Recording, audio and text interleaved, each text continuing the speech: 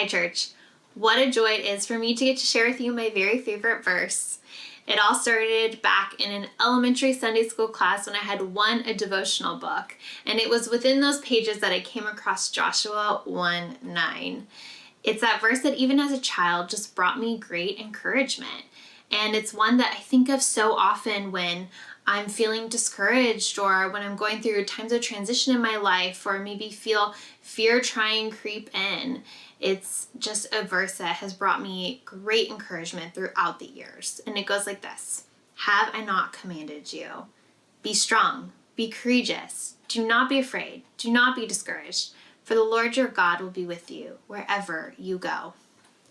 I've quoted and I've thought of this verse so much that sometimes I feel to forget the context surrounding it and how important this message would have been to the one who originally received it, and that was Joshua. Moses, the great leader of the Israelites, had died, and Joshua was now commissioned as the successor to lead the people into the land God had promised. And that's a lot of pressure. For 40 years, they had been wandering in the desert, following the prior rebellion to move into the promised land.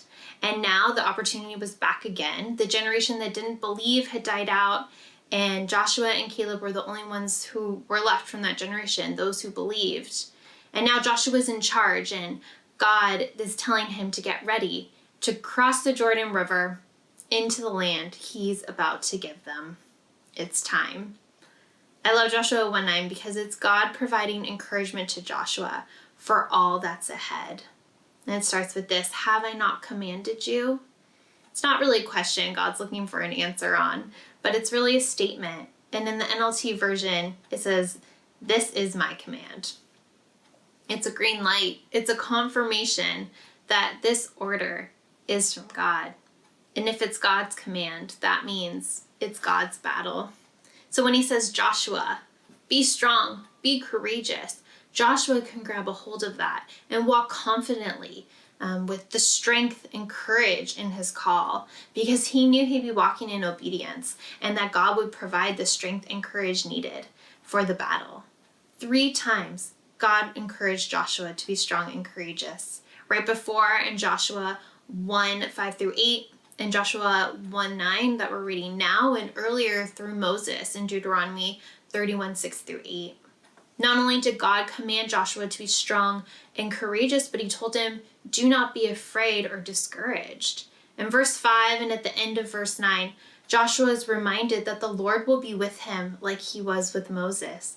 He will never leave him or forsake him, and that the Lord would be with Joshua wherever he goes. He didn't need to be discouraged by his inadequacies, the people he was leading, the battle, or the unknown ahead. He was promised assistance from the Lord, meaning God's power and presence would be with him, never leaving him or forsaking him.